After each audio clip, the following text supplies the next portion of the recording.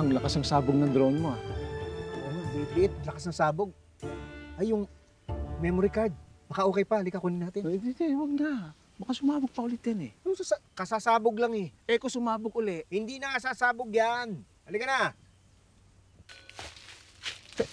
Sandali. Bakit ako pinapauna mo? Eh, kung sumabog. Hoy!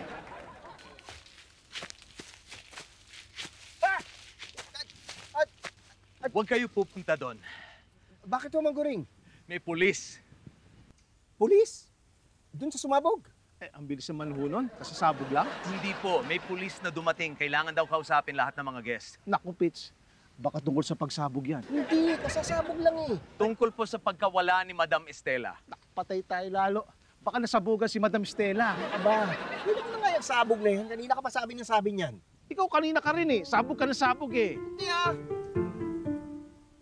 Oh, 8 beses mo na sinabi yan, ako 7 pa lang. Ang alin? Yung salitang sabog. O, ayun. Tagwalo na tayo. Quits!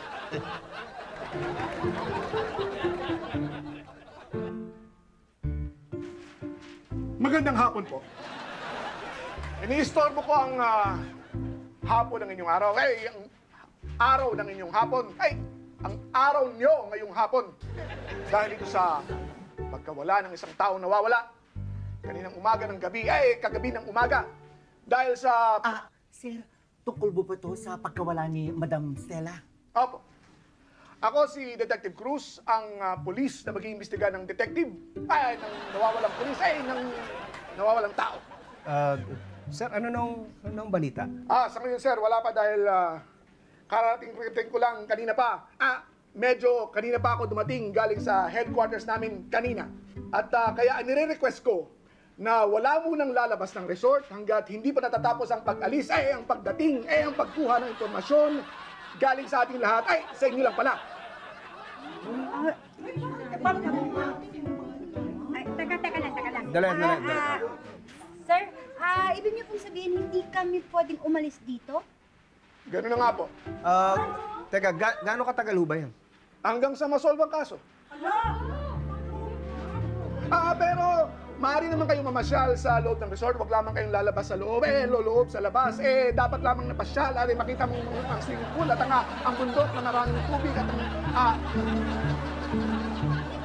Mukhang matatagalan pa tayo rito. Kailangan daw matapos muna yung investigasyon ni Detective Cruz. Oo nga, sabi niya nga. Pero okay naman, pwede para naman natin ituloy yung bakasyon natin dito. Kasi pwede pa natin gawin kahit anong gusto natin gawin. Basta, wag lang daw lalabas ng resort. Trabaho mo. Hindi, okay na. Nasabihan ko na si Janice. Sabi ko, i-cancel muna yung mga appointment ko. Mabuti. Ako naman lang hinayang dun sa mga i-deliver ko dapat na cupcakes. Kaya sa mga customer ko. Hindi, hayaan mo na muna. Wala tayong magagawa. Ganun talaga. Bumawi ka na lang next time. Ay, ano pa nga ba?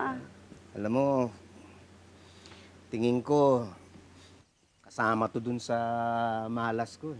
Huy! Malas, ayan ka na naman. Di ba? Nagsimula sa bahay, minamalas ako doon. No? Pagdating dito, kung ano-ano nangyari. At tapos sumabog pa yung drone ko. Naano ako kasi parang pati kayo nadadamay. Wala kasing malas. Iniisip mo lang yan. Tigilan mo na yan. Humiga ka. Humiga ka dyan.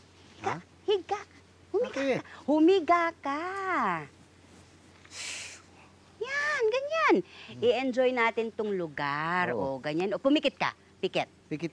Oo, tas hinga. Pikit. Hinga. O, ang sarap ng hangin, hindi ba? Relax. Kalimutan ang malas.